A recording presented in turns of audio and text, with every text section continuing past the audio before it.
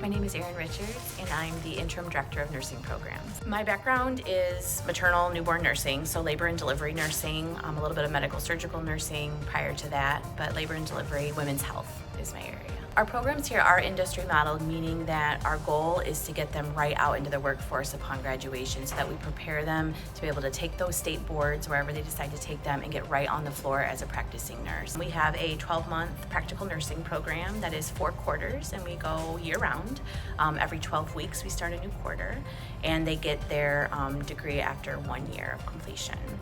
We also have an RN Bridge program where we do require that they are an LPN licensed prior to coming into the program, and then that is a 1-year program as well, 4 quarters, and they get their Associate of Applied Science, and then they can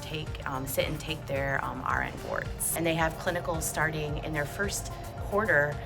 all the way through the programs of both programs, and some of the clinicals are also done in a simulation format, so there's still that ability to work in a small group, in a small team, critically think, assess the patient, pull those pieces together, because that's really the real world of nursing, is doing it at the bedside, and we need them to be able to be safe,